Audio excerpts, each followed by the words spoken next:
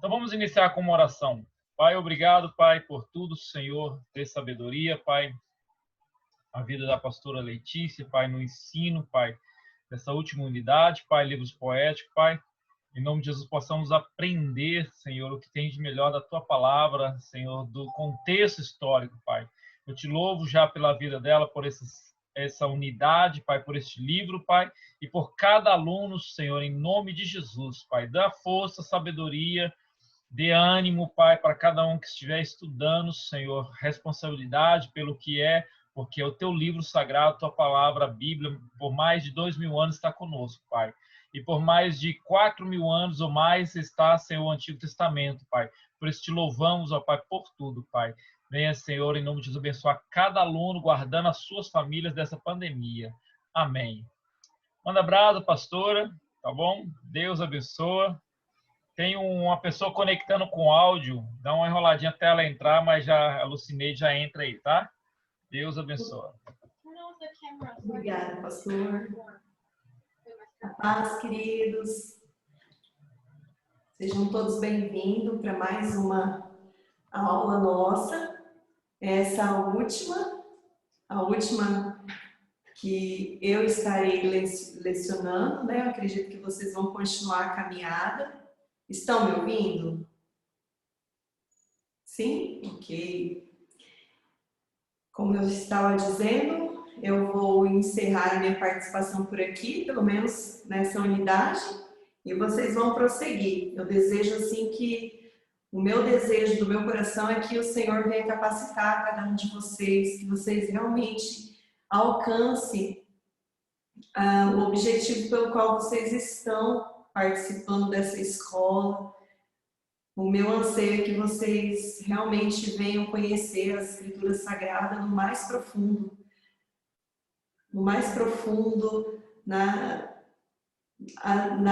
nas riquezas que o Senhor tem para nós, através da palavra dele. Oi, Cat. Bonita. Então, vamos então iniciar a nossa quarta unidade, né? Hoje nós vamos estar falando sobre Eclesiastes e Cantares de Salomão.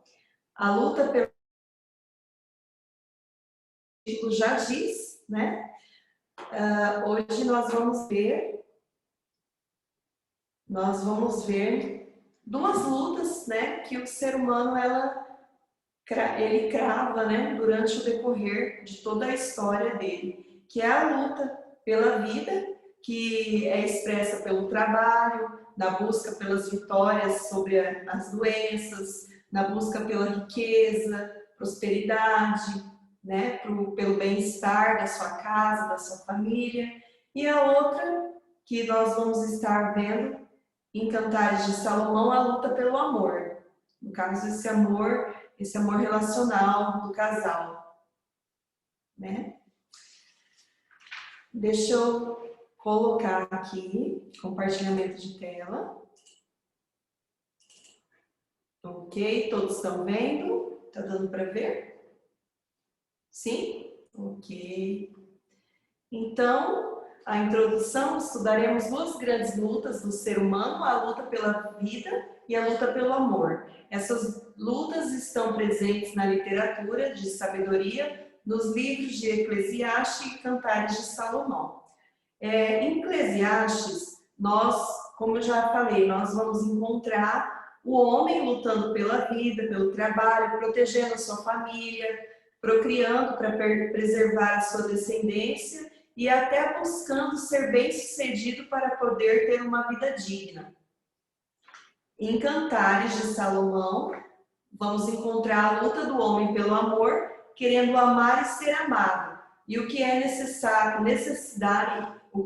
necessidade de todo ser humano. Esse amor é expressado no relacionamento entre Deus e o homem, cujo ápice se deu na cruz de Cristo, né? Que está em João 3,16, e na união entre um homem e uma mulher, no qual o amor se completa. Como nós fizemos nas outras aulas, Caso alguém tenha alguma dúvida ou algo para complementar, pode ficar à vontade, tá bom? Não me importa de ser interferida, vocês têm total liberdade. Como eu já disse, se eu não souber responder, eu vou procurar ajuda com os meus amigos pastores, meus amigos universitários. Então, vamos começar então com o capítulo 1. Eclesiastes, uma reflexão sobre o homem. O livro de Eclesiastes é o quarto entre os livros poéticos, e seu título original é Coelete, que significa reunir, juntar, e sugere uma forma original, algum cargo público ou até mesmo uma função eclesiástica. Os tradutores gregos deram este nome Eclesiastes, que significa o ofício do pregador, que está coerente com a natureza da obra, que parece com um sermão. Coelete, eu espero que seja assim que fale. Como eu já disse para vocês, eu mal falo português correto. Essas outras línguas eu deixo para a Cat, para o pastor Marcos. Coelete também pode indicar um convocador de uma assembleia ou uma pessoa que nela se discursa. De acordo com essa ideia, a palavra foi traduzida em diversas bíblias para o pregador, o orador, o presidente, o professor e o filósofo, pois o livro é conhecido como questionamento filosófico sobre a vida, o sofrimento, a morte, dentre outros temas relacionados à existência humana.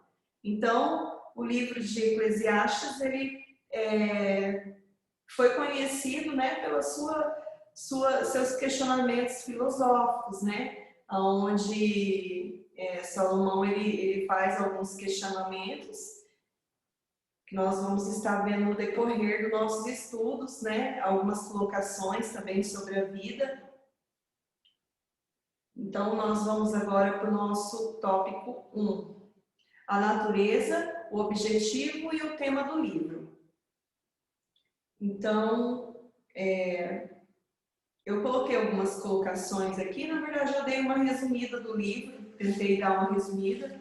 Eu vejo assim, um livro bastante profundo, então eu procuro não colocar muitas coisas, porque o livro em si ele já é um estudo bem profundo. Então, não há um porquê da gente ficar enchendo com coisas, né? Vai acabar só assim estendendo o momento que a gente tem de refletir sobre essa unidade, né? Então eu procurei assim ser mais próxima do livro possível, ok? Como as nossas demais aulas.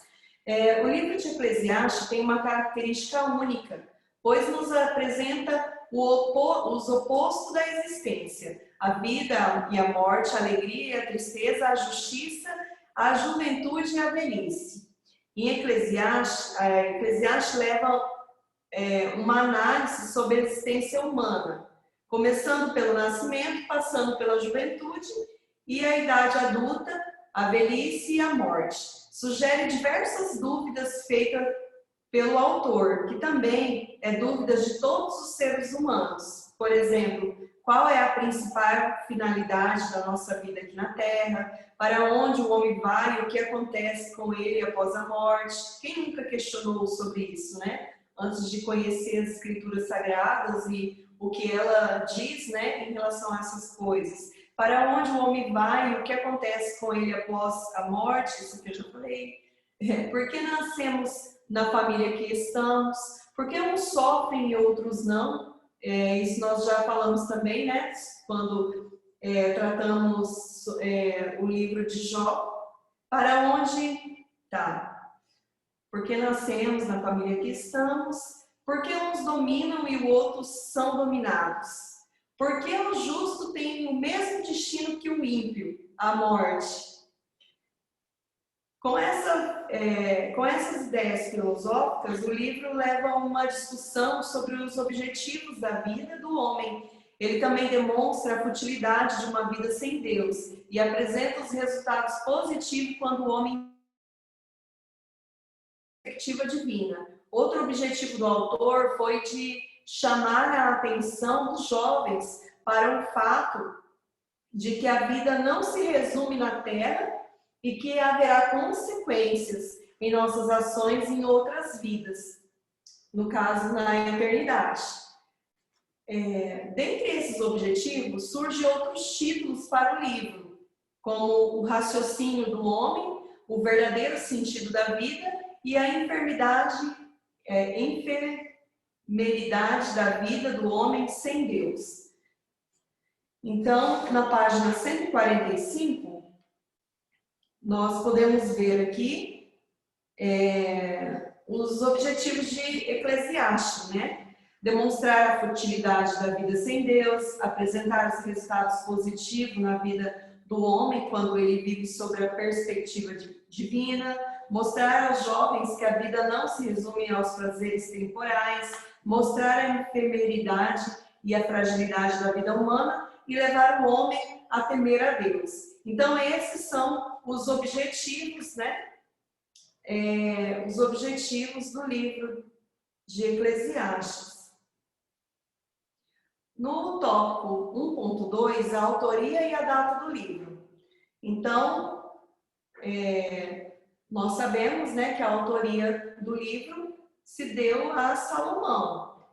Porém, como os demais livros que nós já estudamos nas outras aulas, sempre tem aquele confronto entre os estudiosos, né, tentando direcionar o livro a outras pessoas, né? A autoria do livro tem sido alvo de calorosos debates, onde alguns estudiosos dizem que o livro saiu da pena de dois escritores que se contrapõem em seus pensamentos.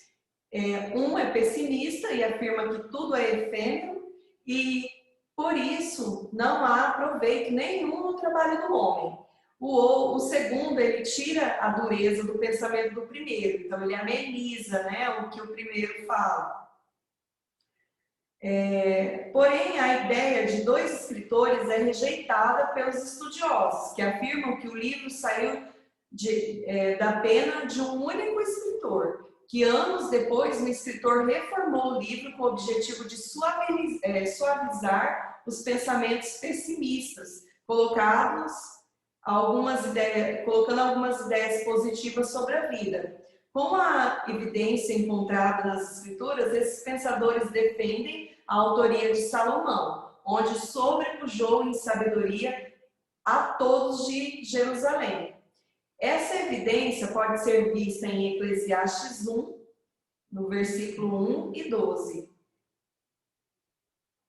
E em Eclesiastes 9, no versículo 17, no 10, no versículo 12, podendo afirmar que a data mais provável da escrita foi no ano de 935 a.C., uma vez que Salomão reinou de 970 a 930 a.C., e o livro foi escrito no final de sua vida.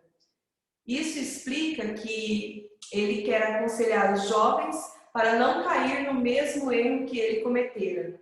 Então, o livro de Eclesiastes, Salomão enfatiza o conselho aos jovens, para que não venham cometer os mesmos erros que ele cometeu durante a vida dele. Então, ele tinha autoridade, né, para falar com os jovens através do seu livro, dos seus conselhos, né? Na página 147, tem um quadro que coloca as evidências que provam que Salomão foi o autor de Eclesiastes, né? Então, aqui nesse quadro, as evidências são: o autor se apresenta como filho de Davi, que está em Eclesiastes 1:1. Ele se identifica como rei de Israel, Eclesiastes 1:12.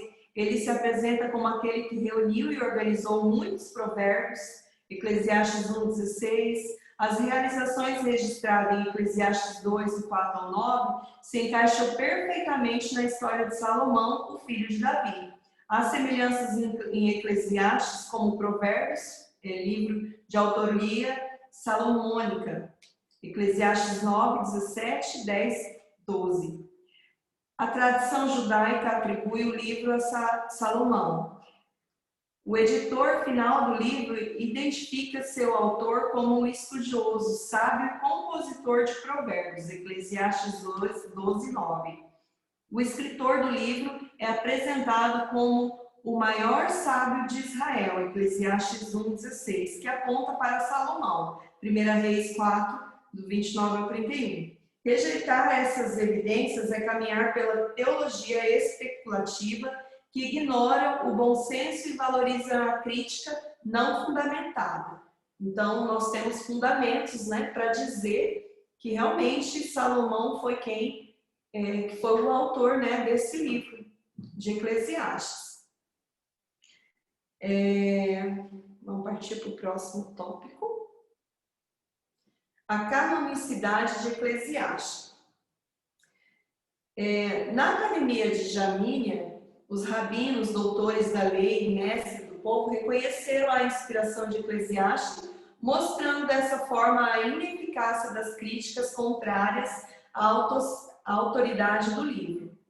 O livro de Eclesiastes fazia parte do cânon veterotestamentário grego, a Septuaginta. Porém, ele foi alvo das críticas de muitos judeus e rabinos, que opuseram a sua inspiração, mesmo depois de estar presente na coletânea sagrada. De acordo com os opositores à inspiração do livro, de acordo com os compositores, a inspiração do livro estava influenciada pelo epicurismo, filosofia grega, que pregava o prazer como fim único do homem. Ele se baseava nos textos que defendem que o homem deve aproveitar a vida.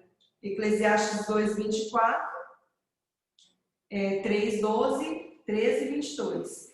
Entretanto, essa visão é equivocada, pois o livro não defende o prazer absoluto, como dizem os críticos, mas o prazer da vida como um dom de Deus, que pode ser conseguido, inclusive, com o trabalho. Então, como havia dito, né, Eclesiastes ele teve vários debates, né? E um dos debates era em relação à canonicidade do livro, se realmente ele poderia servir, né, como um livro que trouxesse os ensinamentos sobre Deus, né? Outra crítica ao livro se deve ao seu suposto ceticismo, ao pessimismo e à desvalorização do trabalho. Para os defensores desse pensamento, Eclesiastes era um livro filosófico e não uma obra do Espírito. Porém, essa crítica é equivocada, pois o objetivo do autor não é defender o pessimismo nem desvalorizar o trabalho, mas descobrir em suas investigações o verdadeiro sentido da vida. Nessa investigação, ele se entristeceu, pois descobriu injustiças, impunidades, corrupção e chegou a acertada conclusão de que a vida sem Deus não tem valor algum. Então, ele enfatiza bastante, né, em Eclesiastes, que não adianta a pessoa lutar, a pessoa buscar, né, as riquezas desse mundo, buscar os valores desse mundo, se não tiver proveito em Deus, né? Se não for para viver uma vida no Senhor, né? Ok. Então, eu não vou ler, depois vocês podem ler, mas como eu disse, eu resumi algumas partes aqui que considero bastante importantes, porém o livro todo é importante, como eu já falei, né? Então, como as outras vezes, eu sugiro que depois vocês façam uma leitura mais completa do livro, né? Do capítulo, buscando ler junto com a palavra, junto com a Escritura Sagrada, né? O próximo ponto é 1.4, a pesquisa de Salomão. Na pesquisa de Salomão, o livro de Eclesiastes é bem diferente dos outros livros poéticos, pois é o resultado de pesquisas, investigações que durou anos e talvez décadas. Salomão tinha objetivo, metodologia e temas previamente escolhidos para serem estudados. Ele experimentou os prazeres da vida através de realizações pessoais, como objetivo de saber se essas experiências teriam algum valor na eternidade. Então, ele pôde provar todos os prazeres da vida para ele ter realmente ali a autoridade para falar, né? Como o objetivo deles era instruir os jovens, ele teve a autoridade para estar falando diretamente com eles. Ele observou várias situações na vida do homem, como o trabalho, a hierarquia social, se envolvendo com as pessoas analisadas, registrando suas conclusões. Salomão, com as suas pesquisas, foi atingido emocionalmente a ponto de se indignar com as injustiças e odiar todo o seu trabalho. Assim, odiei esta vida, porque a obra que se faz debaixo do sol me era penosa. Odiei todos os meus trabalhos em que trabalhei debaixo do sol. Eclesiastes 2, 17, 18. As áreas investigadas por Salomão. Então, a gente vai ver aqui na página 149. Na sua pesquisa, Salomão passeia pelas fronteiras da vida e pelo caminho do homem em toda a sua existência. Nas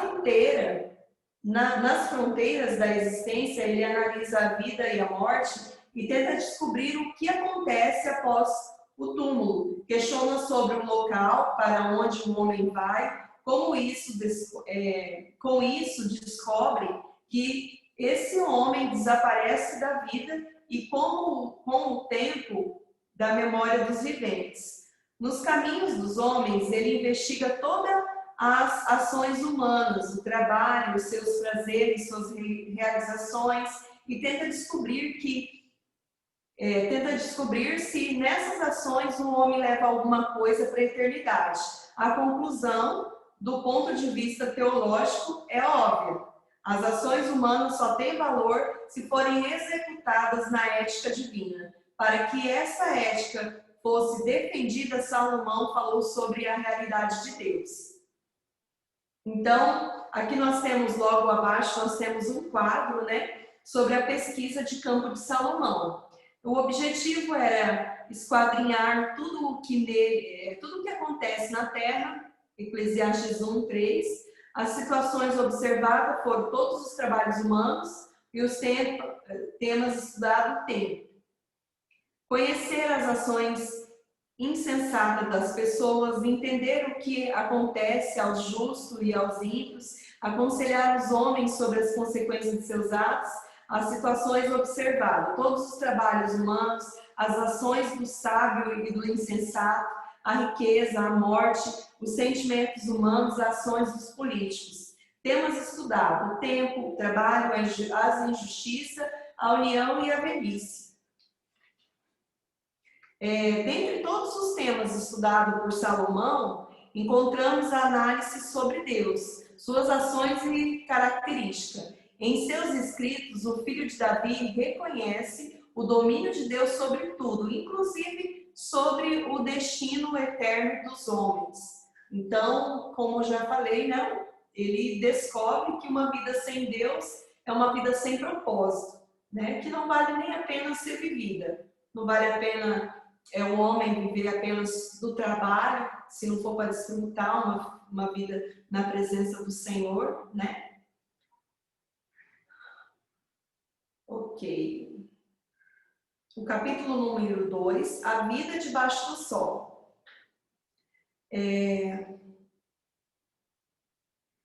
Salomão, em sua pesquisa, utiliza dois termos que mostram o seu campo de pesquisa: a vida debaixo do sol e debaixo do céu.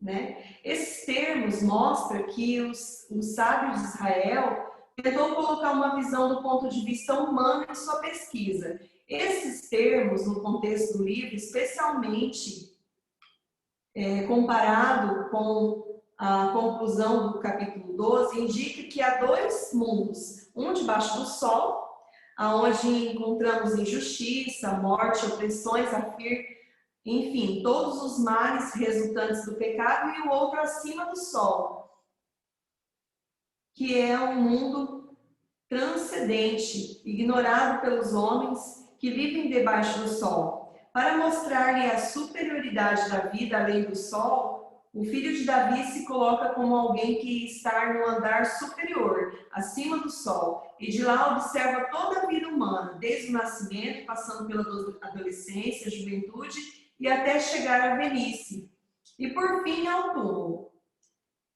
Com essa visão de todo o contexto da vida humana, ele pode mostrar aos seres humanos o que eles não conseguem perceber, a saber, a efemeridade dessa vida, e pode também apresentar a transcendência da vida além desse mundo.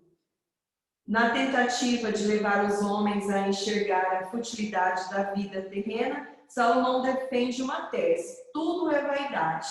Então, a gente pode ver ele defendendo essa tese em Eclesiastes 1, 2, 14, 2, 1, 11, 17, 19, 23, 26, no capítulo 3, versículo 19, no 4, versículo 4, 7, 8, 16, no capítulo 5, no 10, versículo 10, no 6, versículo 2. Então, a tese que ele defende, tudo é vaidade. Vaidade que é encontrada a cerca de 25 vezes e que significa em Eclesiastes futilidade, fumaça, vapor passageiro. Com isso, Salomão estava defendendo que a vida do homem debaixo do sol é como uma fumaça. Logo passa, vaidade de vaidade, diz o pregador. Vaidade de vaidade, tudo é vaidade. Atentei para todas as obras que se faz debaixo do sol. Tudo era vaidade e aflição de espírito. Eclesiastes 1, versículo 2 e 14. Ok. Então, para provar a veracidade da sua tese, Salomão argumentou que o homem e os animais têm o mesmo destino, a morte. Eclesiastes 3, 19 e 20. Ele defendeu o pensamento de que a história se repete com o tempo. Eclesiastes 1, 9 e 10. Mostrou que tudo nessa vida cairá no reino do Espírito. Defendeu pontos polêmicos.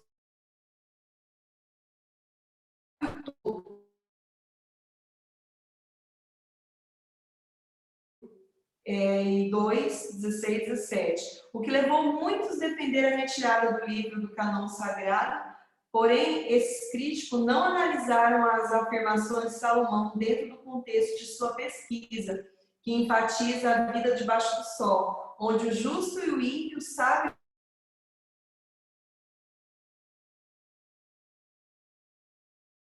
16, ele fala assim: pelo que eu disse no meu coração, como acontece ao tolo, assim sucederá a mim, pois busquei a sabedoria. Busquei mais a sabedoria, então disse no meu coração que também isso era vaidade, porque não haverá mais lembrança do sábio do que do tolo. Se tudo nos dias futuros total esquecimento haverá, e como a morte o sábio, assim morre o tolo. Eclesiastes 2, 15 e 16. Ele defendeu a importância da sabedoria, pois ela é boa. Eclesiastes 7, 11. Protege o homem e lhe dá a vida. Eclesiastes 7, 12. Faz brilhar o rosto e muda a dureza do coração. Protegido pela boca do sábio,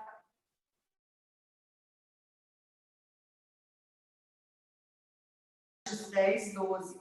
devemos nos lembrar também de que o livro de Eclesiastes tem caráter de aconselhamento para pessoas que entram pelo caminho do orgulho e se esquecem que um dia irão morrer. E isso por si só mostra que ele é um livro de sabedoria. Então, conforme a tese de Salomão, todos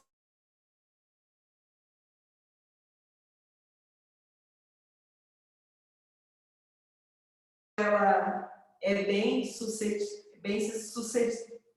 ou se ela é bem financeiramente ou não, o destino de todas as pessoas é o mesmo, né? A morte. Então, ele também leva as pessoas a pensar, né, sobre o fim. Eles acham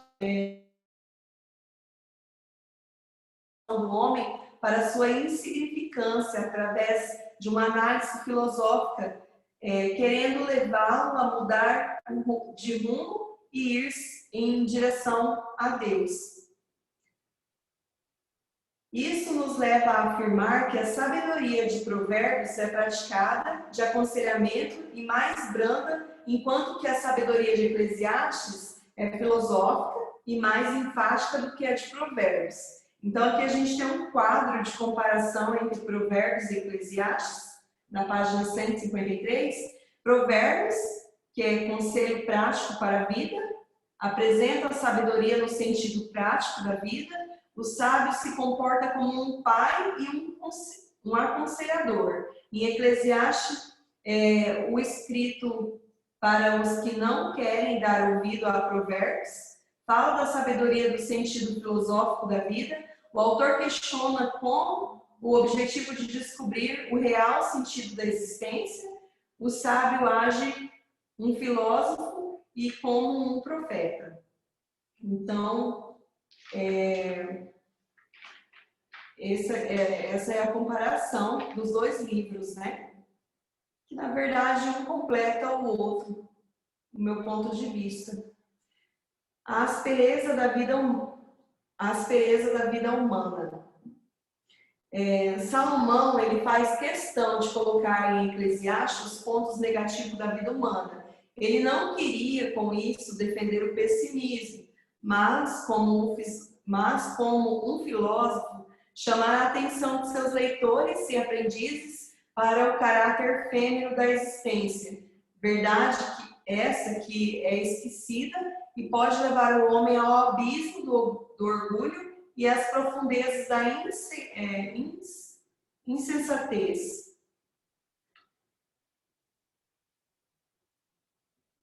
Então, na página 153, ainda, né, fala assim, ele queria, assim, fazer com que o homem enxergasse a realidade de sua vida, a realidade essa que não se resume aos prazeres das realizações pessoais, do vinho e da prostituição. Um dos pontos negativos da vida humana abordado por Salomão foi a opressão e a pobreza. Em Eclesiastes 4:1 ele fala assim: de modo, voltei-me e atentei-me para todas as opressões que se fazem debaixo do sol. Vi as lágrimas dos oprimidos, e eles não têm consolador. O poder estava do lado dos seus opressores, mas ele não tinha nenhum consolador. Essa realidade fez com que o filho de Davi afirmar que os que morreram e os que ainda vieram à existência são mais felizes do que os que estão vivos, pois aqueles não sofrem, e os vivos têm participação no sofrimento humano, ainda que não desejem. Eclesiastes 4, versículo 2 e 3. Ele também comenta sobre a injustiça, o mal que parece ser impossível de ser abolido da sociedade. Vi mais debaixo do sol, no lugar do juízo, impiedade, no lugar da justiça, impiedade ainda. Eclesiastes 3:6. Por causa desse mal, o homem sofre com baixos salários, maus atendimento nas repartições públicas, precariedade na educação e na saúde e com a corrupção.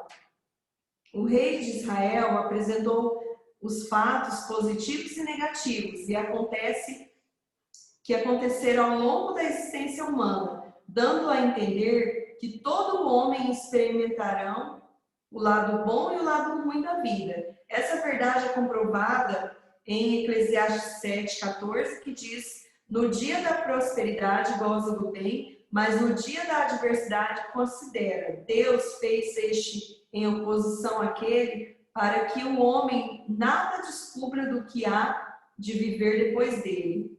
Isso deve servir de alerta aos homens para que eles andem precavidos no dia da prosperidade, com o objetivo de encontrarem o favor de Deus nos dias da dificuldade. Então ele deixa como um alerta, né? Que devemos sim usufruir dos dias de prosperidade, mas não devemos nos esquecer que ainda que no dia da dificuldade a gente tem Deus que vem à nossa frente, que vem sobre nós, né?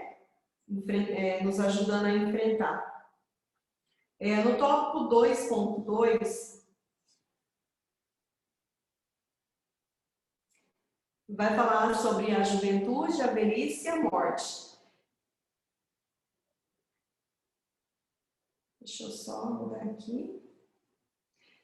O livro de Eclesiastes pode ser indicado para qualquer pessoa que não teme a Deus, porém ele é mencionado aos jovens, pois a maioria tem como objetivo o prazer, deixando de pensar nas consequências de seus atos e das suas ações.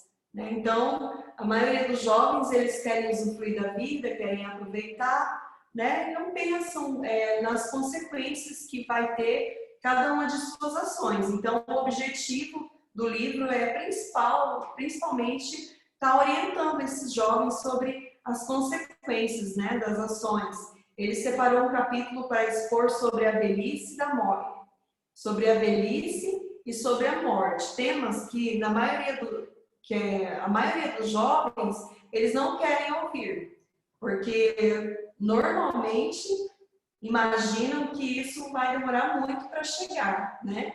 Eu sou jovem, então não preciso saber como que vai ser a velhice, não preciso saber sobre a velhice e muito menos sobre a morte, né? Uma das coisas que a gente vê, até assim, é bem interessante no contexto dos jovens, muito se busca, né, na questão assim de ser bem-sucedido, de ter uma carreira, ter um plano de carreira, construir um casamento, né, ter uma família, porém esquecem realmente, né, de como que se tudo isso que eu estou buscando hoje, como que vai ser a minha colheita, né, lá no meu futuro, na minha velhice.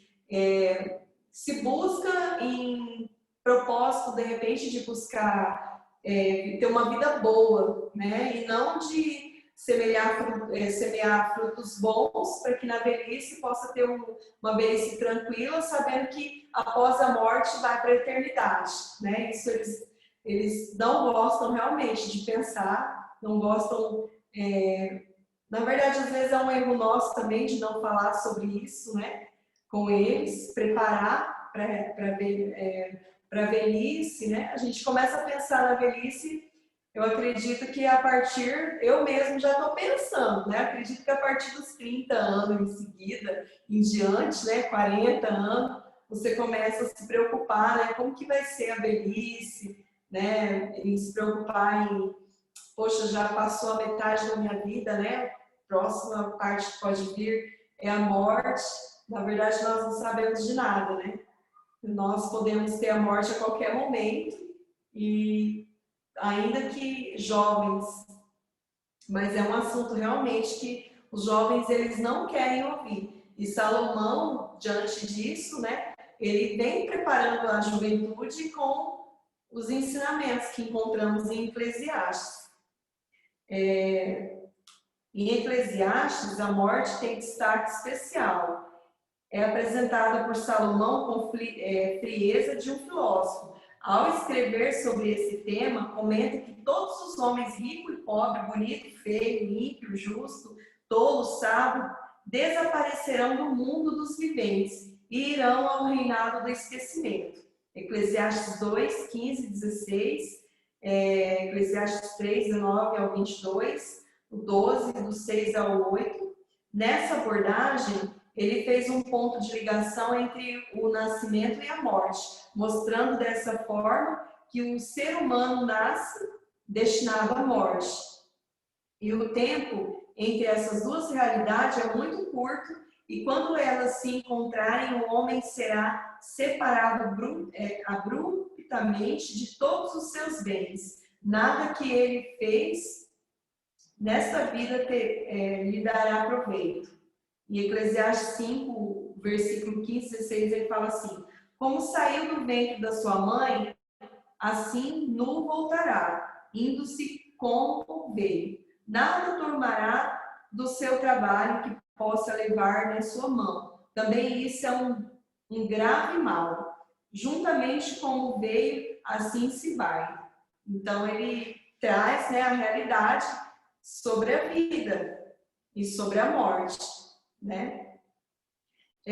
Ao estudarmos a morte em Eclesiastes, encontramos talvez o discurso mais duro de Salomão, no qual ele mostra ao homem que após a morte perderão o controle de todas as suas realizações, seja elas materiais ou familiares. Na verdade, se a gente pensasse dessa forma, né, talvez a gente viveria até melhor, assim, com menos preocupação, né, de juntar, de acumular. Se pensarmos que tudo que juntamos, tudo que acumulamos, né, tem pessoas que perdem sua vida, trabalham, né, e nunca desfrutam do fruto do seu trabalho, né? A vida da pessoa muitas vezes não acompanha o crescimento dos filhos por busca de estar trabalhando, de estar buscando viver bem financeiramente, e acaba perdendo, né, desfrutando do crescimento dos filhos, desfrutando do casamento, né, desfrutando das pessoas ao seu redor por causa desse trabalho, e quando chega o momento da morte, ele não desfruta de mais nada, né? Tudo que ele buscou, tudo que ele lutou para conquistar, não vai fazer sentido algum mais, né? Então, se nós pensássemos dessa forma, como realmente Salomão tenta nos orientar, talvez nós vivêssemos até diferente na nossa forma de convívio, né? Em se doar tanto pelo trabalho. Não que seja errado ser um excelente profissional, mas a parte que às vezes a gente quer trabalhar um pouquinho além, né?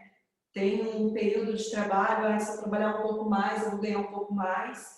E Salomão traz essa realidade. No final, né, tudo vira nada, tudo perde seu controle.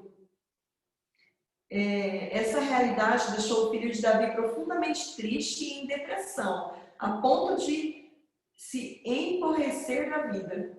Olha o que diz em Eclesiastes 2, 18 e 21. Fala assim: odiei todo o meu trabalho, em que trabalhei debaixo do sol, visto que eu havia de deixá-lo ao homem que viesse depois de mim. Quem sabe se será ele sábio ou tolo? Contudo, ele se apossará de todo o meu trabalho em que trabalhei, em que me ouvi sabiamente debaixo do sol. Isso também é vaidade, de sorte que me apliquei a fazer que o meu coração perdesse a esperança de todo o trabalho em que trabalhei debaixo do sol, porque há homem cujo trabalho é feito com sabedoria e conhecimento e habilidade. Contudo, há um homem que não trabalhou nele, o deixará como porção sua. Isso também é vaidade e grande enfado.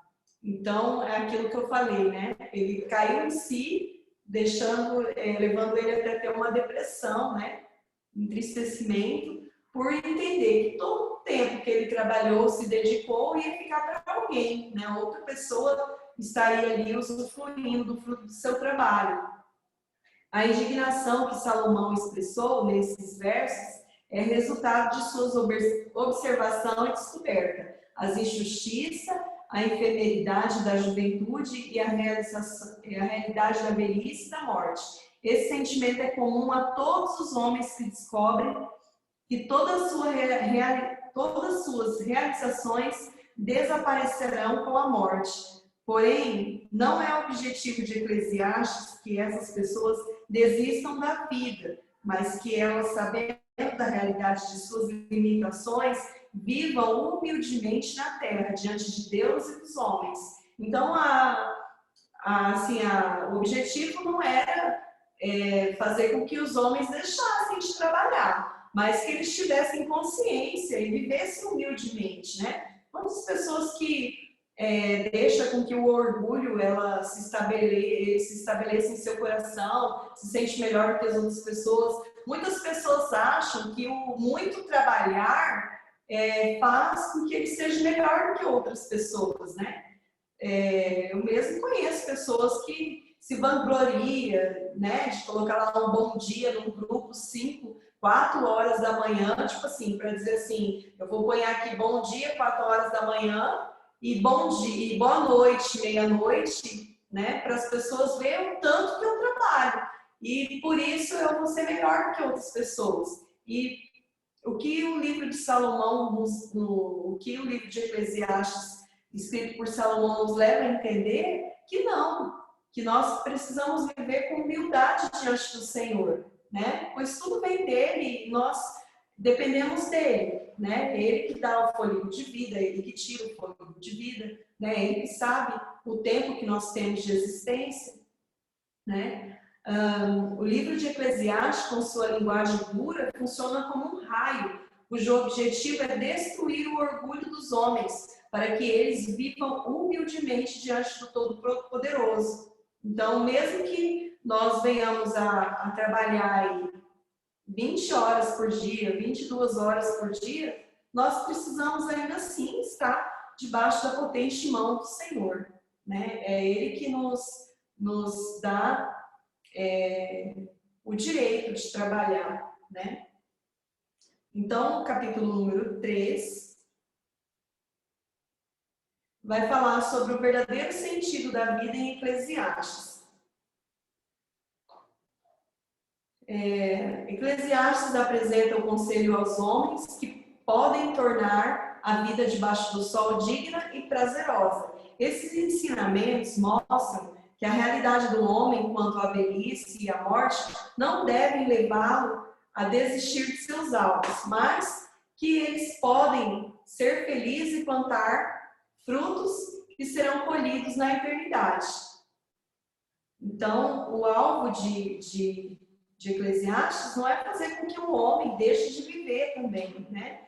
Deixe de buscar os seus sonhos, seus propósitos, mas que eles possam ser felizes também durante essa busca, né?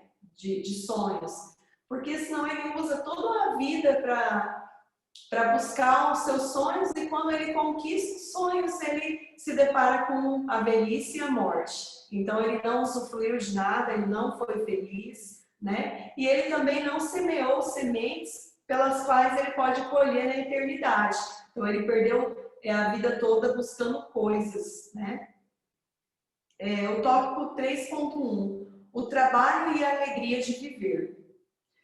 De acordo com o Eclesiastes, um dos temas que trata a alegria de viver é o trabalho, que deve ser realizado com diligência e perseverança, para gerar frutos de prosperidade para o homem. Eclesiastes 11, 1, 6.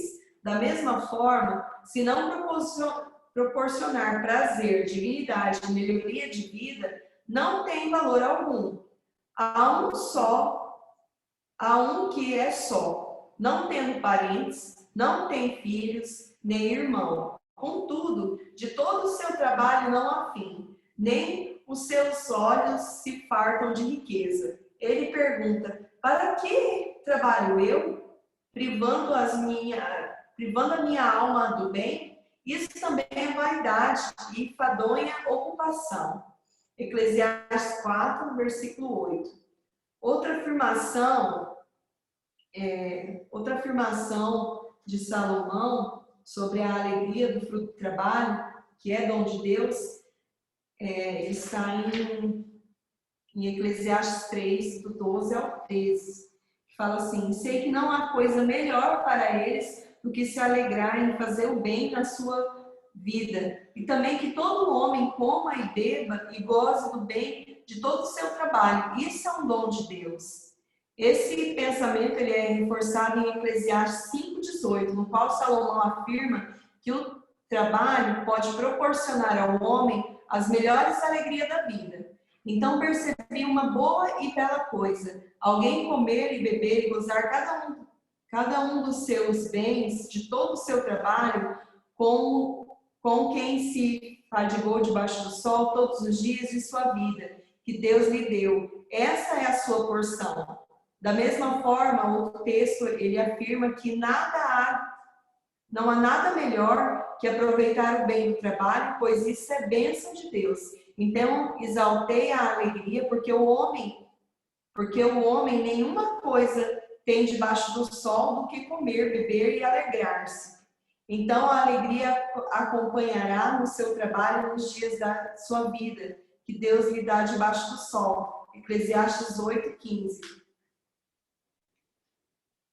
Nessa defesa da alegria, Salomão lembrou-se de apresentar os prazeres do casamento, que deve ser com uma só mulher e enquanto ela existir. Goza a vida com a sua mulher, que amas, todos os dias de sua vida, da tua vaidade.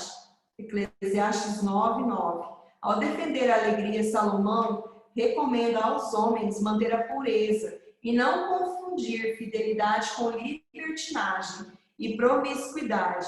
Vai, come com alegria o teu pão, bebe com bom coração o teu vinho, pois já Deus se agrada das tuas obras. Em todo o tempo sejam alvas as tuas vestes, e nunca falte o óleo sobre a sua cabeça. Eclesiastes 9, no versículo 7 e 8. Esse conselho, né, se enquadra assim: vai, usufrui, se diverte, né, busca os prazeres da vida que você pode ter, mas não peque, né, sempre se livrando, tentando desviar do mal, né. Esses textos derrubam por terra os críticos que acusam Salomão de defender o epicurismo, filosofia grega que afirma ser o prazer o fim último do homem, e mostra que a ética de Eclesiastes é coerente com os ensinamentos sobre santidade divina, presentes em todos os livros da Bíblia Sagrada. O próximo tópico é a importância de Eclesiastes. Eclesiastes, ele traz vários ensinamentos. Deixa eu colocar aqui. Ele traz vários ensinamentos e enfatiza a futilidade de viver em uma vida sem Deus. Que quando o Altíssimo é o centro das nossas vidas, ela vale a pena ser vivida. O temor a Deus deve estar aliado com a sabedoria, a simplicidade, virtudes que ajudam o homem a viver dignamente consigo, com Deus e com a sociedade. Então, aqui no quadro da página 161, ele fala um pouco sobre o que Eclesiastes ensina, né? Os homens devem utilizar a sua juventude para servir a Deus. Não devemos nos orgulhar, pois todos nós morreremos. A vida do homem sem Deus é fútil. A sabedoria deve ser alvo dos homens. Não temos controle sobre o tempo. A história se repete. Fomos criados para vivermos felizes. Devemos ser esforçados em toda boa obra. O casamento deve ser baseado na fidelidade e prazer, na fidelidade e no prazeroso. A santidade e o temor do Senhor deve ser a meta dos homens, as metas dos homens. Nem sempre o esforço nos faz bem-sucedido no momento que queremos. Devemos nos preparar para o dia da adversidade. A demora da justiça incentiva a criminalidade. Então, todos esses ensinos que Eclesiastes traz, ao lado tem as referências. Depois vocês podem estar acompanhando cada uma delas, né, de acordo com a palavra também. Eu só passo mais corrido pelo fato que se a gente for ver versículo por versículo, nós vamos demorar um pouquinho mais do tempo que nós temos, né? Falando em tempo, deixa eu dar uma olhada aqui. Ok, estamos em tempo ainda. O tópico 3.3, o controle divino em Eclesiastes e em outros livros poéticos.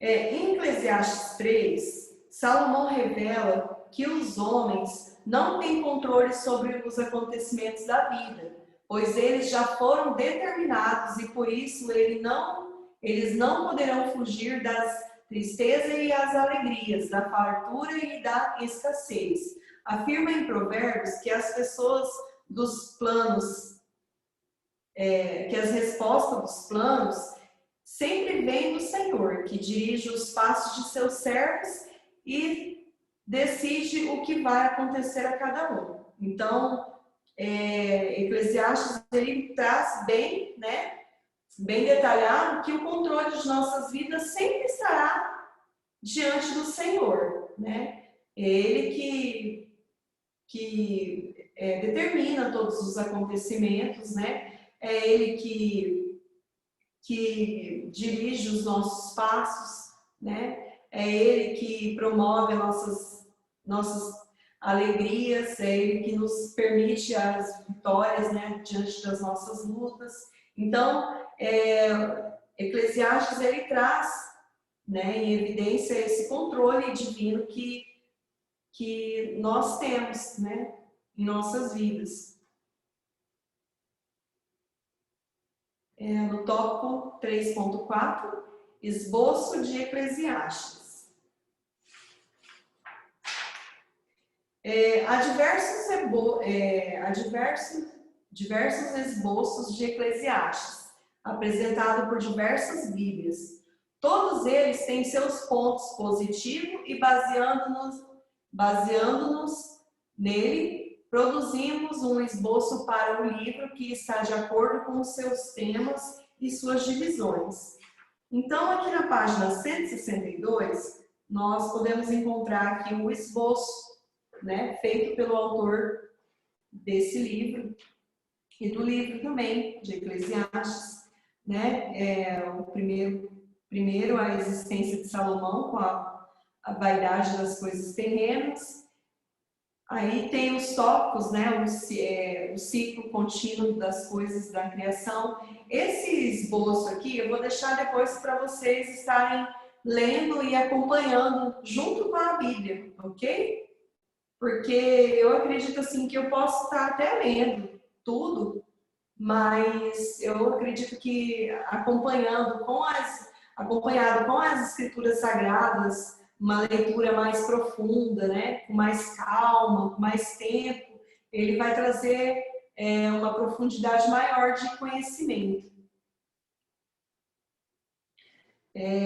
No finalzinho aqui, observamos no esboço acima que o conteúdo de Eclesiastes tem começo, meio e fim. Para que isso fosse possível, Salomão dispôs temas de tal maneira que cada um leva um outro mais enfático, até chegar no ápice do livro, que é a apresentação da velhice humana e a conclusão do autor no capítulo 12. Então, esse é o esboço que depois vocês poderão acompanhar, junto com o próprio livro de Eclesiastes. Então, agora a gente vai para o capítulo 4, Cantares, o poema do amor. Então, o livro de Cantares de Salomão é um poema que exalta o amor entre um homem e uma mulher, né, entre Salomão e a Sulamita, no casamento. Nele encontramos a luta de duas pessoas apaixonadas para a consolidação desse amor. O título, nós vamos ver agora o título e a autoria, a autoria e a data de Cantares. O título de Cantares, na versão hebraica, é Sir Hasimirim, forma superlativa que significa o mais excelente dos cânticos. O livro de Cantares de Salomão é considerado principal pela sua excelência poética e pelo tema abordado, amor conjugal. De um lado estão os que afirmam que o livro comenta sobre Salomão, porém não foi escrito por ele. E por um outro grupo de pensadores defende a autoria salomônica do poema. E há ainda os que afirmam ser impossível determinar se o livro foi escrito por outro ou foi escrito por ou para Salomão. Mesmo com diversos debates sobre a autoria do livro, Cantares sugere que o escritor seja Salomão, cujo nome dele é repetido por 6 vezes no livro. E a data provável poderia ser 970 a 960 a.C. Então, por mais que houve outros calorosos debates, né, como nós já vimos em outros livros escritos por Salomão, a autoria com base, né, na própria escritura se dá a Salomão, né, e a data provável que ele escreveu foi de 970 a 960 a.C. O estilo, estrutura e tema e esboço do livro. O Cântico dos Cânticos é considerado um poema, o gênero literário que mais interessava os hebreus, pois por meio dele eles poderiam expor de maneira natural seus sentimentos, suas experiências, seus louvores e até a sua fé. Os poemas são líricos e eróticos, entoados pelos sírios diante do noivo e sua noiva antes da cerimônia do casamento. O tema de Cantares é o amor conjugal entre Salomão e sua amada, Sulamita.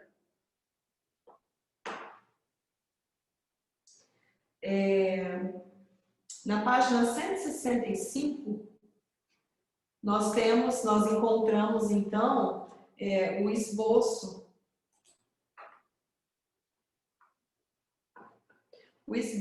feito, né, sobre o livro de Cantares. Então tem lá o primeiro tópico, consumação do amor na união conjugal. Aí tem cena 1, Salomão e sua noiva trocam votos conjugais.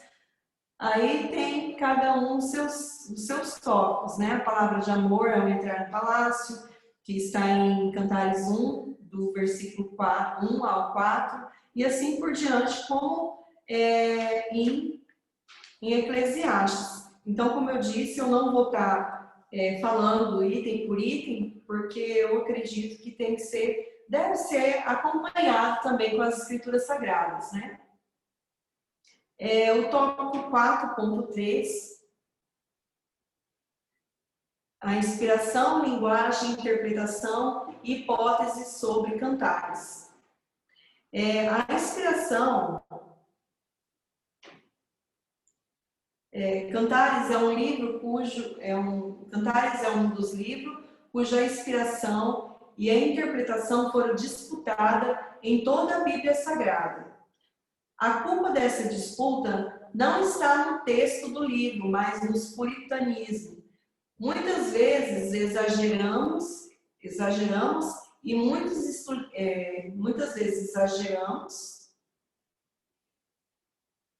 de muitos estudiosos que não perceberam ainda que no amor conjugal está a expressão do amor de Deus. A inspiração de Cantares foi combatida por muitos judeus, pois acreditavam que o livro tinha um caráter erótico e sensual, e também por não se referir ao nome de Deus, pensamentos eles defendidos por fariseus, puritanos das escolas de Samai e de Hillel. Esses pensamentos invadiu a teologia cristã a ponto de teólogos de Mopsuestia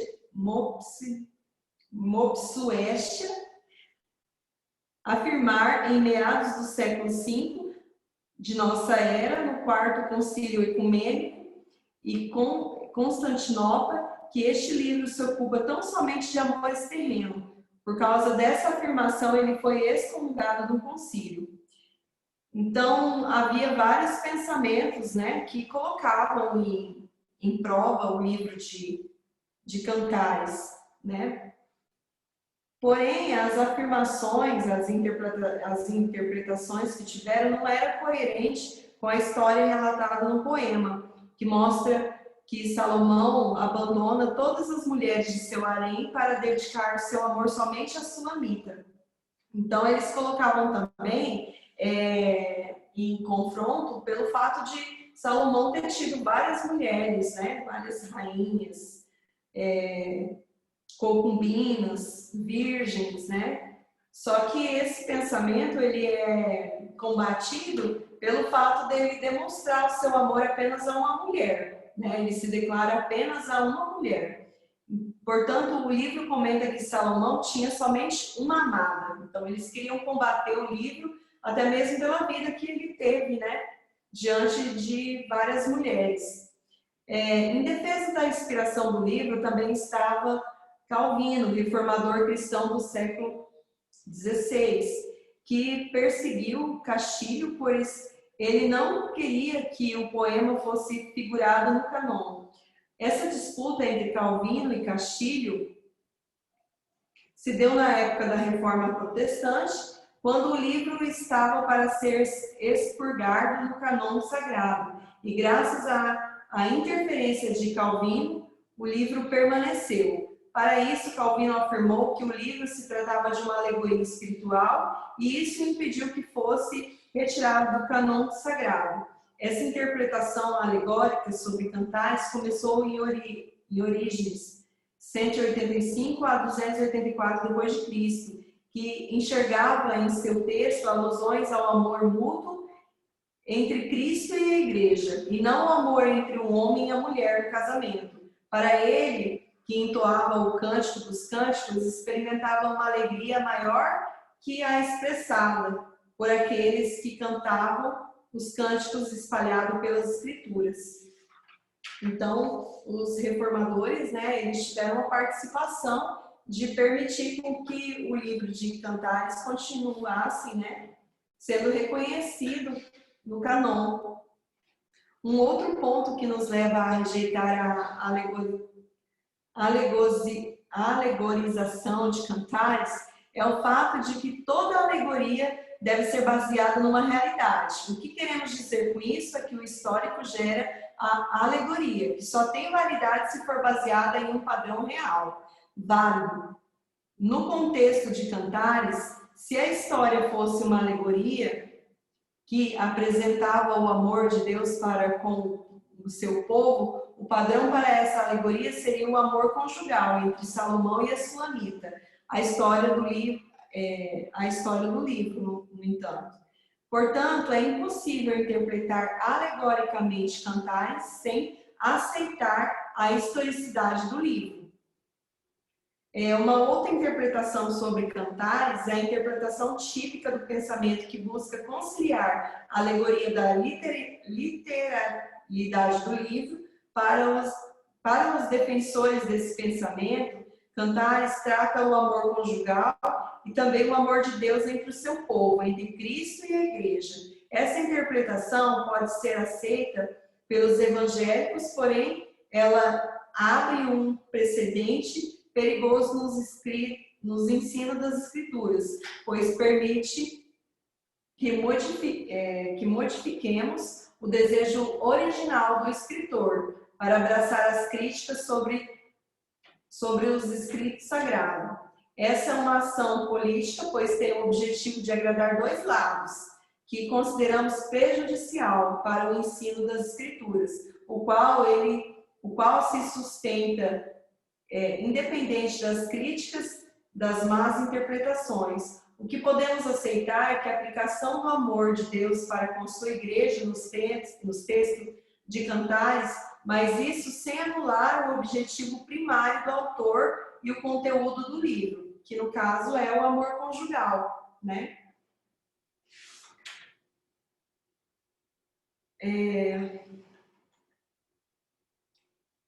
Então, agora a gente vai estar passando para o nosso quinto e último capítulo. Estamos dentro do horário ainda. Até aqui tudo bem, gente? Beleza? Então, vamos correr. Vamos correr a carreira. A Sinfonia do Amor. Cântico dos Cânticos é um convite para observarmos a intimidade de um casal casado, que não se envergonha em falar sobre a sua sensualidade através de metáforas e símbolos dedicados para expressar os cantos de seu amor.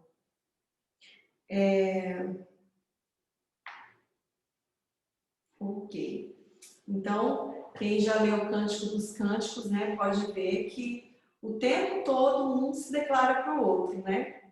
Um se declara, exalta a beleza do outro, né? E quando a gente observa os textos, a gente pode ver o plano de Deus, que o amor no casamento seja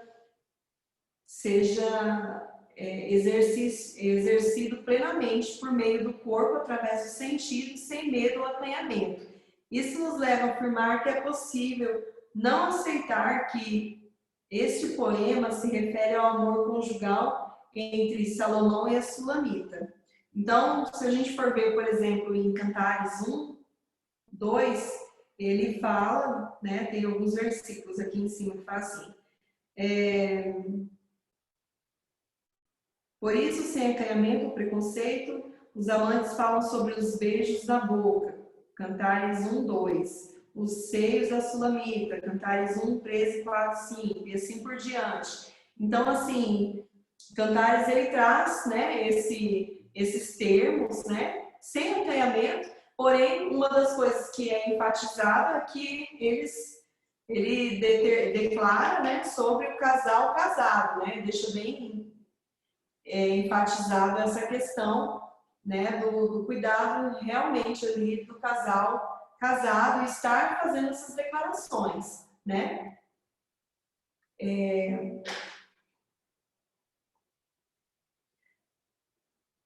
No tópico, a prioridade, a administração e a cumplicidade do amor. No casamento, os cônjuges são uma só carne. Dessa forma, eles terão um conhecimento total um do outro, do sentimento, dos desejos, da tristeza e do corpo de cada um. O livro de Cantares nos ensina que o amor faz com que o ser amado tenha primazia para com que aquele que a ama, ou que o ama, né? Por essa razão, a Sulamita comenta que seu amado é o primeiro entre 10.000, Cantares 5, 10. Em outra passagem, ela compara o seu amado à macieira entre as árvores dos bosques, Cantares 2, 3. Isso quer dizer que dentre todos os homens, o seu amado era o melhor, mais belo para ela. Em reciprocidade, Salomão comenta que sua amada é a mais formosa das mulheres, Cantares 5, 9 e 10. E que apesar de ter muitas mulheres em seu palácio, Sulamita era a única amada, Cantares 6, 8 e 9. Também que nela não havia defeito. Salomão, ele era todo romântico, né? Isso aqui serve de exemplo para os esposos, né? Imagina como que essa Sulamita, ela era feliz, né? De receber tantos elogios do seu amado. Cat, ora por um varão que seja valoroso, romântico, igual Salomão. Ouviu, Cat? Está me ouvindo, né? Observamos nesses textos que o amor leva o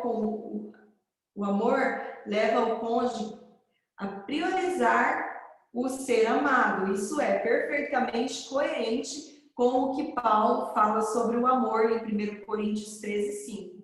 Afirmar que o amor não busca seus próprios interesses, mas os interesses do ser amado.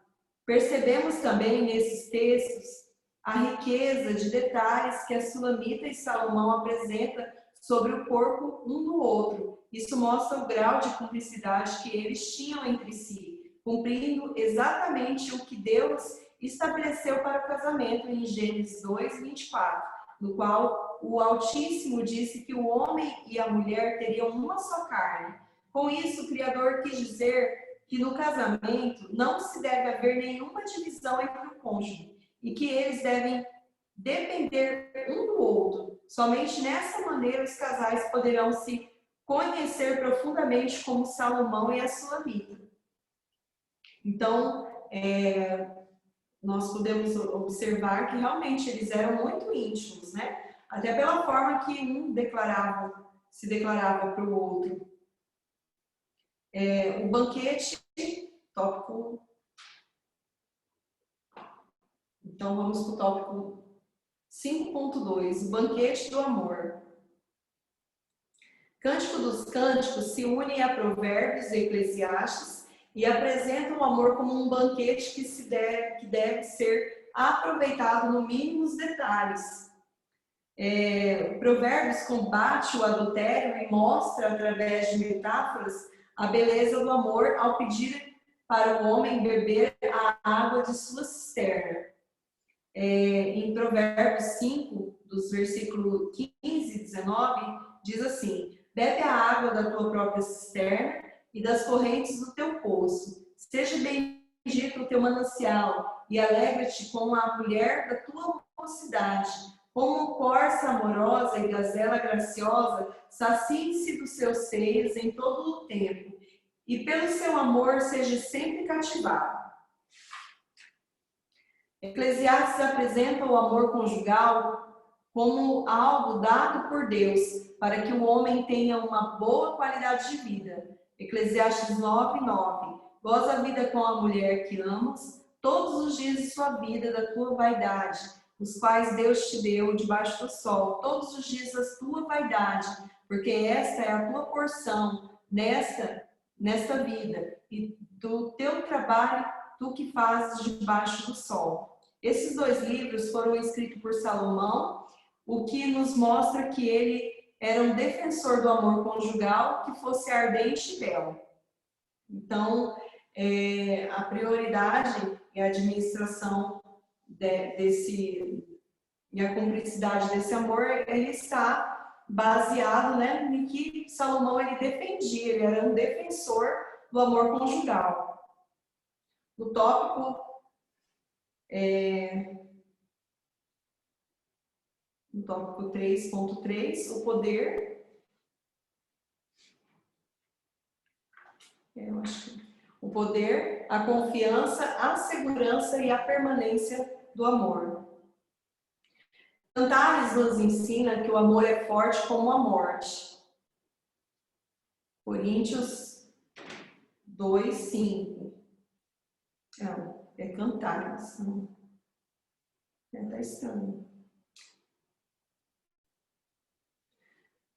Deve ser Coríntios, né? 1 Coríntios 2:5.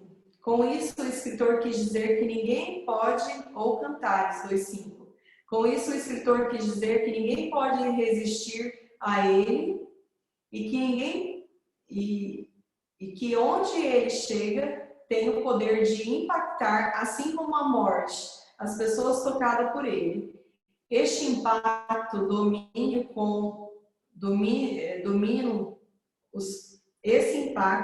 domina os cônjuges de tal forma que não há situação que consiga destruir esse amor.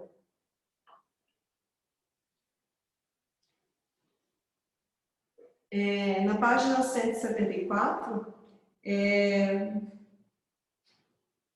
isso é descrito metaforicamente em Cantares 8:7, que diz assim: as muitas águas não poderiam apagar esse amor, nem os rios afogá-lo. Ainda que alguém desse todo o bem da sua casa por este amor, seria todo desprezado. A razão da firmeza desse amor é a fidelidade representada em Cantares por um muro que impede que o inimigo invada as campinas do amor. em Cantares 8:10. E por um jardim fechado e uma fonte selada, cujo selo só pode ser retirado pelo amado. Cantares 4:12. Ao se referir à amada como uma fonte selada, Salomão se referia à sua virgindade, o que o fez confiar nela. Fui tida por digna de confiança do meu amado. Sulamita também confiava no seu amado a ponto de afirmar publicamente essa confiança. Eu sou do meu amado e o meu amado é meu. Cantares 2:16. Observamos nesse texto uma coerência perfeita entre Cântico dos Cânticos e a teologia paulina sobre o amor em 1 Coríntios 13, texto que defende a fidelidade, a paciência e a veracidade do amor. O amor não inveja, não suspeita mal, mas regozija com a verdade. 1 Coríntios 13, do 4 ao 16. As pedras do caminho do amor. Apesar de toda sua força, o amor não resiste intacto à infidelidade, à mentira e ao ciúme. Ensinamentos esses que é corroborado por Paulo em 1 Coríntios 3, no qual lemos que o amor, para prevalecer, tem que ser protegido da inveja, da vanglória, da soberba, do desrespeito entre os cônjuges e da individualidade. 1 Coríntios 13, os versículos 4 e 6. Eu vou estar lendo aqui na página 175, vocês podem estar acompanhando. Ainda nesse texto, Paulo afirma que o amor não desconfia do ser amado. Versículo 5. O pensamento defendido em Cantares 8:6, que afirma ser o ciúme mais duro do que a sepultura. Com essa metáfora, Salomão quis deixar claro que o amor, mesmo sendo forte, não prevalece diante do choque do ciúme, pois esse baseia numa suposta infidelidade, o que é inaceitável pelo amor.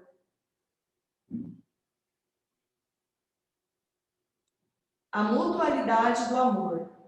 O amor se alimenta da reciprocidade entre os cônjuges. Ação que faz com que cada parceiro retribua à altura os gestos do ser amado.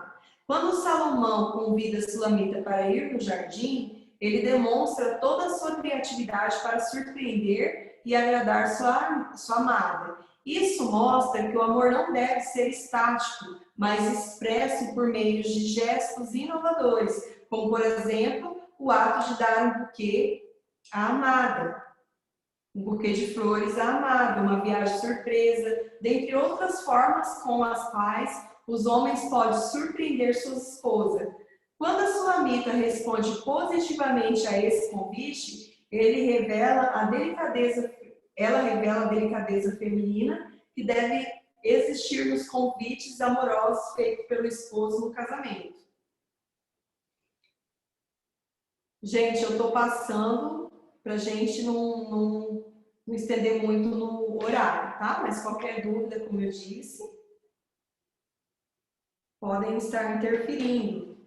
O tópico 5.6, a poesia do amor. O amor divino é a essência e a origem para todos os amores, conjugal, entre pai e filho, entre amigos. Essa origem transcendente faz com que o amor seja algo indecifrável na linguagem humana. A linguagem neotestamentária mais poética sobre o amor se encontra em Efésios 3, 18 e 19, em que o apóstolo do gentil apresenta a geometria do amor de Cristo, o qual tem largura, comprimento, altura, profundidade e é inacessível à compreensão humana. A geometria do amor de Cristo pode ser aplicada ao amor conjugal, visto que este nasce naquele. Tendo isso em vista, podemos afirmar que a profundidade, a altura, a largura, o comprimento desse amor perderão o investimento que os casais fizerem nele, através da fidelidade Na verdade, assim, a altura, a largura, o comprimento desse amor dependerão do investimento que os casais fizeram nele, através da fidelidade, da honra mútua, da reciprocidade, da administração e de outras ações que robustecem e tornam o amor indestrutível. Então, essa foi o final desse livro de Cantares, né? Deixa eu ver aqui se tem alguma coisa mais. Não. Esse foi o fim.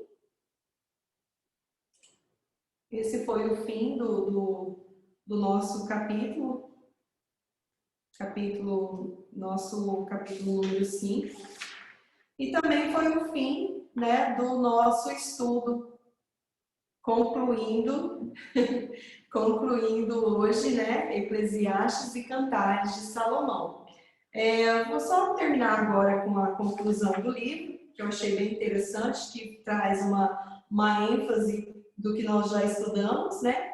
Nesse estudo examinamos a poesia hebraica na Bíblia e vimos que nas Escrituras Sagradas encontramos juntamente com as profecias, orações, biografias e teologias e poesias que nos levam a perceber características divinas e não são valorizadas pela maioria dos cristãos, como, por exemplo, a alegria, a poesia, o caráter psicológico do Altíssimo, que se revela no modo como ele tratou o salmista em suas crises.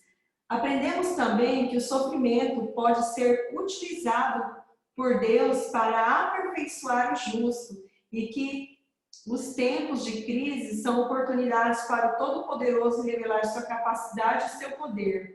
Com a revelação ao louvor, estudamos que os hinos devem ser conteúdos bíblicos e que o objetivo principal da adoração é exaltar e proclamar as virtudes divinas.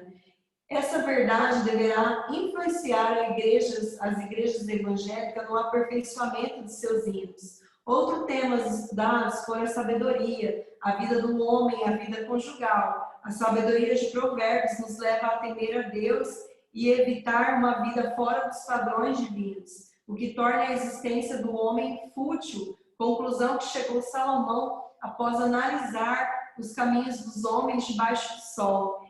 E nessa sabedoria nos leva a evitar a infidelidade e valorizar o amor no casamento, tema de Cantares de Salomão, livro que louva a perfeição e as delícias do casamento conjugal com o plano de devoção divina.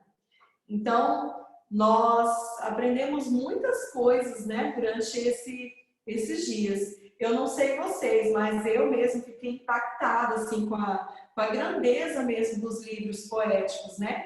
Embora, não sei vocês, mas não uma vez, mas várias vezes, a gente lê, eu mesmo lia, e não via tanta profundeza quanto ela realmente existe. Quando nós lemos o livro, entendemos a revelação do livro de Jó, por que Deus quis, né, deixar com que Jó passasse por tudo aquilo, para ele poder estar revelando, né, o seu poder, sua grandeza, os livros de salmos, as divisões que existem, né, as inspirações que eles tiveram. Então, assim, para mim, eu posso dizer para vocês que para mim foi de profundo conhecimento esses dias. Eu acredito que eu aprendi mais do que eu ensinei. Foi maravilhoso estar junto com vocês. Eu espero poder ter outras oportunidades. Eu espero estar presente na formatura de vocês em breve, futuros teólogos. E aquilo que eu puder contribuir com vocês, né? Depois, se vocês tiverem alguma dúvida, né, quiserem contribuir com algo também, vocês têm total liberdade para estar me enviando mensagem, ou até mesmo direcionando através do pastor Marcos. Para mim, eu quero dizer que foi uma honra grandiosíssima poder estar aqui junto com vocês durante essa semana. Que o Senhor abençoe tremendamente a busca de vocês e que vocês sejam muito bem que vocês sejam lâmpadas no meio da escuridão, né? Que vocês realmente levem a verdade de Cristo para todas as criaturas, todos aqueles que necessitam de ouvir as verdades descritas na palavra do Senhor. Amém? Então, diante disso, eu dou por encerrado os nossos estudos, vou estar orando e é isso, tá? Qualquer dúvida que vocês tiverem, pode estar, de repente, depois direcionando. Eu não sei como funciona, não sei se após o final o pastor Marcos vai passar a avaliação para vocês, ou se ele já vem passando. Nessa parte é depois, né? No final. Então, boa avaliação para vocês. Eu espero que eu tenha sido clara o suficiente para não deixar nenhuma dúvida a ponto de não prejudicar vocês na avaliação. Amém? Então vamos orar, queridos? Paizinho querido, eu quero te louvar, Senhor, te agradecer, Pai, por cada família, Senhor, que está sendo representada por essas pessoas que estão nessa reunião ou que estarão, Senhor, assistindo depois, ó Deus, essa gravação. Que a sua presença, Senhor, sobrenatural esteja em cada lar, Senhor, representado por essas pessoas. Senhor, guarda a vida de cada um, Senhor. Guarda a casa de cada um. Senhor, traga a revelação da tua palavra sobre cada vida, Senhor. Traga, Senhor, o direcionamento, a capacitação do alto, Deus, para que seus filhos, ó Pai, esteja, Senhor, na labuta, que esteja, Senhor, na ceifa, Senhor, em nome de Jesus, para que venham colher, Senhor, frutos, ó Deus, que venham colher frutos que permaneçam na tua obra, Pai. Em nome de Jesus, que o Senhor possa abençoar grandiosamente, Senhor, cada pessoa presente nesse estudo, Senhor. Em nome de Jesus, que o Senhor possa fazer, Deus, conforme diz a sua palavra, que sua palavra vá e não volte vazia desses corações, mas que possa alcançar lugares, ó Deus, e que realmente venha produzir frutos, ó Pai, em nome de Jesus. Eu te agradeço, ó Deus, pela oportunidade, Deus, de servir como vaso, instrumento em suas mãos para abençoar essas vidas. Eu quero dizer, Senhor, muito obrigado, porque eu fui tremendamente abençoada por Ti.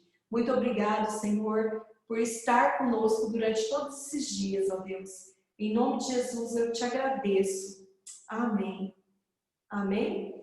Queridos, tenham um final de semana abençoado e a continuação do curso de vocês seja abençoado também, com muita novidade de vida. Amém? Amém. Tchau, gente. Deus abençoe vocês.